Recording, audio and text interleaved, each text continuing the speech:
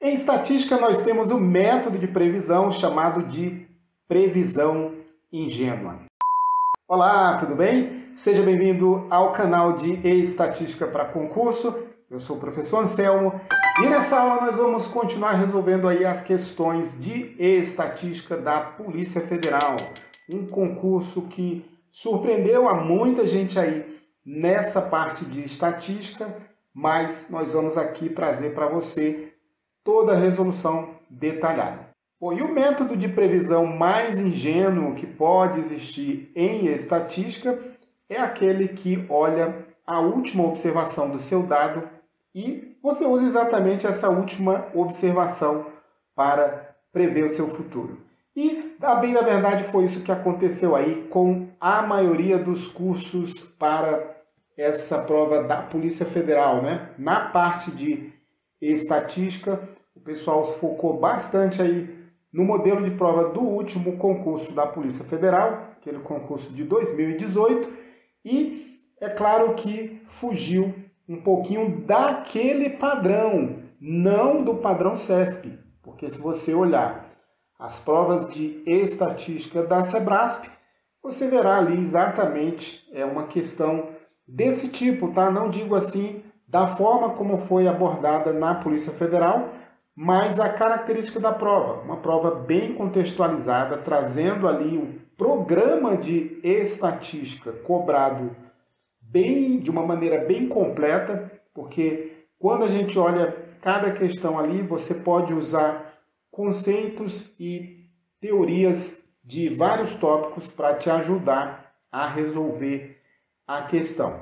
Então nós vamos passar aqui para a resolução desse próximo bloco de questão e o que eu considerei mais difícil nessa prova, tá? Apesar de você praticamente não ter que fazer cálculo, mas umas questões bem interessantes do ponto de vista estatístico, porque você teria que realmente entender o feeling da estatística, o conceito estatístico e aplicar o raciocínio em cima da resolução. Então, bora lá resolver essas questões, que isso vai ficar mais claro para você. Então, bora lá, pessoal. Então, aqui nós temos o enunciado desse bloco de questões que diz o seguinte, olha só, considerando que o conjunto de dados represente uma realização de amostra aleatória simples de tamanho 5, então nós temos aqui, olha só, esse conjunto de dados, uma amostra aleatória dessa variável aleatória x, tamanho igual a 5, e x representa aí uma população cuja função de probabilidade acumulada é dada aqui por essa expressão. O mais importante dessa expressão aí para a função de probabilidade acumulada é exatamente o espaço paramétrico que está aí definido. Nós devemos ter, olha só, o x maior ou igual ao parâmetro beta. Vamos lembrar aqui que o espírito da estatística é você usar os dados amostrais para estimar um parâmetro, né? E nesse caso aqui, o nosso parâmetro beta. Bom, nós vamos começar resolvendo esse bloco aqui, olha só, exatamente pela questão de número 45, porque isso vai nos ajudar aí a compreender os conceitos estatísticos que se pede aqui, o que o CESP está cobrando e exigindo do candidato nesse bloco. Então, olha só, a estimativa de máxima verossimilhança para o parâmetro beta é igual ou superior a 3,5. Esse item, pessoal, está errado. E nós vamos entender aqui por que esse item está errado. Olha só, normalmente a estimação por máxima verossimilhança, nós vamos calcular a função de verossimilhança, né? Que é uma função dos dados. Aqui nós teríamos uma função de x1 até x5, dado que beta ocorreu. Então, temos aí essa primeira observação, né? Estamos aqui olhando para uma variável aleatória x, imaginando, vai acontecer uma amostra de tamanho 5, por meio dessa amostra eu tenho que estimar o meu parâmetro beta.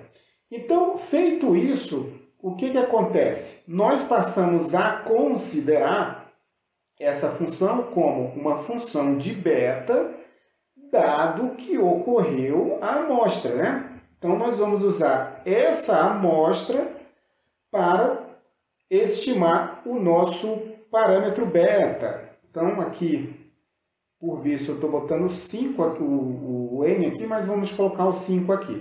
Então, nós vamos usar agora toda a informação conhecida. Veja que, inicialmente, a amostra é desconhecida. Uma vez realizada a amostra, passamos a ter essa função, ou melhor, esse parâmetro, que vai ser uma função dos dados amostrais. Então, olha só o que acontece aqui, qual o raciocínio que o candidato deveria ter nessa questão.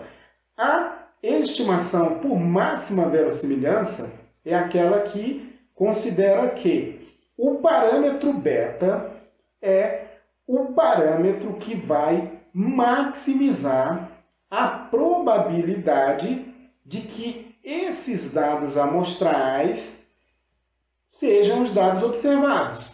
É um conceito muito importante e que deveria ser considerado aqui para a resolução dessa questão. Então, veja só, nosso raciocínio vai ser o seguinte.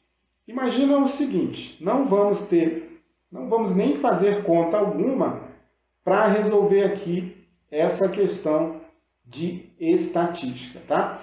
Então, olha só, suponha que queremos calcular a probabilidade de que x1 seja 3,5, x2 seja 5,3, x3 seja o 3,8, o x4 seja o 3,1 e o x5 seja igual ao 3,5, dado que temos um parâmetro beta. Queremos calcular essa probabilidade. Veja só, vamos tomar aqui o cálculo. Suponha que esse beta aqui seja igual à média amostral, comumente considerada aí por alguns cursinhos. Olha só, se você tomasse esse valor como a média amostral, mesmo sem fazer conta aqui, estamos apenas aplicando o raciocínio. Você concorda comigo que teria que ocorrer, olha só, cada valor de x, xi, deveria ser maior o quê? Maior do que a média amostral desses dados. Então, o que teria que ocorrer? Cada valor de x deveria ser maior do que somatório de xi sobre n. Ora, mas lembre-se que a média é uma medida de tendência central, ou seja, a média estaria aqui centralizada nesse conjunto de dados. Mais especificamente, a média seria igual a 3,84. Mas veja que isso é uma incoerência, né? Como é que eu vou ter cada x maior do que 3,84? Já que eu tive aqui, olha só, x igual a 3,5, x igual a 3,1, x igual a 3,8 e x igual a 3,5. Então, olha só, veja que esses dados, olha, eles estão aqui muito abaixo da média amostral. Então, eu jamais poderia usar a média amostral para estimar esse conjunto de dados. Ora, e lembre-se de que a estatística usa os dados amostrais para que você realize inferências acerca do parâmetro. Então, veja só, já que eu tenho que garantir o quê? Que cada um desses valores aqui, que essa amostra, né, ela tenha a maior probabilidade de ocorrer.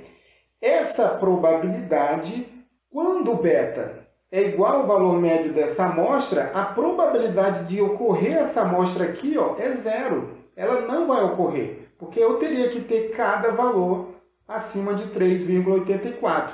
Então, o raciocínio é que cada valor dessa amostra aí que eu tomar maior que o valor mínimo dessa amostra nunca vai ocorrer.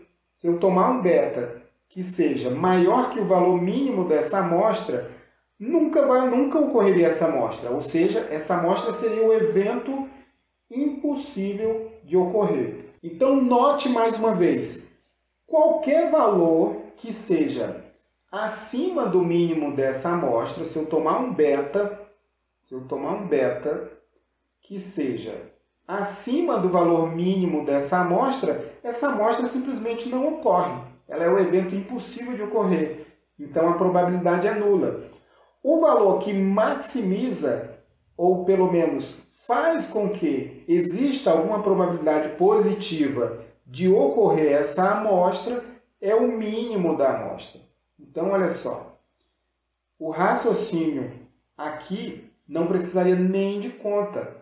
Para que eu tenha o estimador de máxima verossimilhança para beta, nesse caso aqui, vai ser o que a gente chama, beta de máxima verossimilhança, vai ser o valor mínimo dessa amostra aleatória. Ele é o valor que me garante a maior probabilidade de ocorrer essa amostra. E só ocorre essa amostra com esse valor mínimo. Qualquer valor maior do que o mínimo dessa amostra anula as probabilidades de ocorrer essa amostra. Portanto, olha só, a estimativa de máxima verossimilhança do parâmetro beta não é igual ou superior a 3,5. Porque nesse caso aqui, a nossa estimativa é exatamente o valor mínimo dessa amostra. Então, é claro que esse tipo de raciocínio aqui é um raciocínio muito comum dentro da estatística, mas que talvez por se esperar uma prova extremamente operacional, que você tivesse aqui que fazer conta ou usar algum macete, muita gente simplesmente travou nessa questão aqui. Vamos passar então agora para a próxima questão aqui, a de número 44, né? Essa sim, pessoal, uma questão muito manjada e muito conhecida no âmbito ou no contexto da banca Sebrasp, né? Beta de mínimos quadrados, estimador de mínimos quadrados ordinários para um conjunto de dados é a sua média amostral. Isso é muito tranquilo de demonstrar. Nesse caso aqui, bastava então fazer a conta da média da amostra para estimar a média populacional. Nós já vimos que isso aqui é 3,84. E qual o fundamento disso? Se você pega então, olha só, qual o princípio de mínimos quadrados? É você calcular as diferenças do seu dado para o seu parâmetro populacional. Tomando essas diferenças, a gente tem x1 menos beta, x2 menos beta, e assim sucessivamente até o x5, nesse caso aqui, menos o beta. Vamos tomar essas observações elevadas ao quadrado e vamos somar esses erros quadráticos, nesse caso aqui de 1 até 5, fica xi menos o beta ao quadrado. Veja que isso aqui agora é considerada uma função de beta. Nós temos que minimizar essa função aqui em relação a beta. Quando a gente vai minimizar isso aqui, a gente deriva em relação a beta. Aí talvez aqui houvesse, a dificuldade de algum candidato, mas esse é um resultado extremamente conhecido. Quando se deriva isso aqui usando a regra da cadeia, nós temos então que isso aqui vai dar xi menos o beta, deriva em relação a beta, vai ficar um sinal negativo aqui. Para maximizar isso aí, então, ou melhor, para minimizar essa soma quadrática de erros, a gente iguala aqui a zero, pelas condições lá do cálculo, que essa prova realmente exigiu conhecimento de cálculo. Para que isso aqui seja zero, o somatório de xi menos o beta deve ser igual a zero, Aí, quando nós fazemos isso aqui, olha só, fica n beta igual ao somatório de xi, e finalmente a gente toma aqui o beta de mínimos quadrados ordinários é somatório de xi sobre n. Isso aqui é a nossa média amostral. Muito tranquilo de calcular. Então, de fato, a estimativa, nesse caso foi a nossa média amostral, é maior que 3,5, né? Já que a média desse conjunto de dados foi 3,84. Basta somar tudo isso aqui e dividir por 5. Então, olha só, uma questão muito tranquila, batida aí nas provas da Sebrasp e que posso dizer que foi um presente da banca aqui para você, já que você já chega na prova sabendo essa coisa, né? Então, você tem que apenas calcular uma média, o que é extremamente trivial. Que coisa absurda. Isso aí que você disse é tudo burrice. Bom, agora nós chegamos aqui à questão que eu considerei a mais difícil, né? Então, nós tivemos aqui errada essa questão aqui foi certa, e agora vamos falar de estatística suficiente, né? Então, olha só, ele afirma que a média amostral é uma estatística suficiente para a estimação do parâmetro beta. Mais uma vez, uma questão puramente estatística, né, pessoal? Se você tem aqui um conjunto de dados, qual a ideia da suficiência? Imagina que nós temos uma amostra de tamanho n, nós vamos usar uma estatística dessa amostra, suponhamos aqui uma estatística t, que vai ser uma função dessa amostra, né?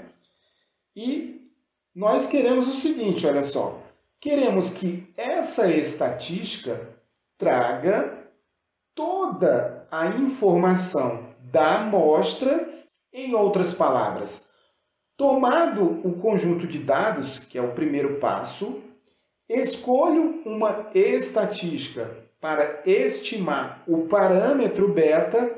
Se essa estatística ela é suficiente para estimar o parâmetro beta, ou seja, ela traz todas as informações relevantes para estimar o parâmetro beta, então eu poderia abandonar o conjunto de dados e passar a trabalhar apenas com essa estatística.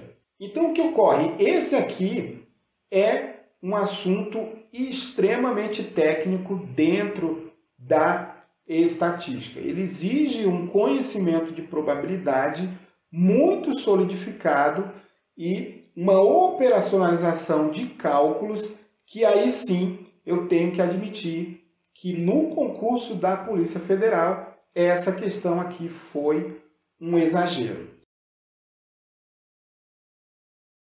Entretanto, se nós passarmos ou se nós considerarmos que o nosso estimador de máxima verossimilhança, se nós imaginarmos aqui o nosso estimador de máxima verossimilhança, que nós vimos que é o mínimo dessa amostra, podemos escrever assim também, né? Ele é o mínimo dessa amostra. Nós vemos o quê? Que a média amostral, ela perde informações em relação a essa estatística aqui. Então, veja só. Considerando, então, aí que o nosso estimador de máxima verossimilhança, e aí realmente eu vou ter que admitir que aqui é um apelo, porque não dá para explicar todo esse contexto de suficiência numa prova, no contexto da estatística aqui nessa aula de resolução. Então, veja que a nossa média aritmética, a nossa média amostral, ela perderia informações em relação a beta. Mas ainda assim, eu não garanto que o mínimo é a única estatística suficiente para esse conjunto de dados. Então, nós temos aqui uma discussão extremamente aprofundada em estatística, que eu não vou debater aqui, e realmente eu vou ter que reconhecer que dentro desse concurso, a exigência desse conhecimento de estatística suficiente foi um exagero por parte da banca. Mas eu posso afirmar, e aí eu vou afirmar aqui sem demonstrar para você, que a média amostral não é uma estatística suficiente para estimar esse parâmetro beta. E aí não tem jeito, né? Esse tipo de questão foi ruim ele foi ruim para todos os candidatos, já que realmente é um conceito, é um conhecimento muito elevado dentro de probabilidade e estatística. Mas se você quiser se aprofundar um pouquinho mais, continuar nessa pegada de estatística, uma estatística no nível mais elevado, dá uma olhada aí nos links da descrição, tudo aquilo que eu tenho preparado para você enfrentar o seu próximo concurso de estatística. Inclusive você que vai fazer um concurso da área fiscal da Sebrasp, dá uma olhadinha aí também em todos os cursos que eu tenho para você. Tenho certeza que vai ajudar a elevar o nível da sua estatística e probabilidade para o seu próximo concurso. Então, muito obrigado para você que chegou até aqui. Deixa aí a sua curtida, inscreva-se no canal. Um grande abraço e até a nossa próxima aula.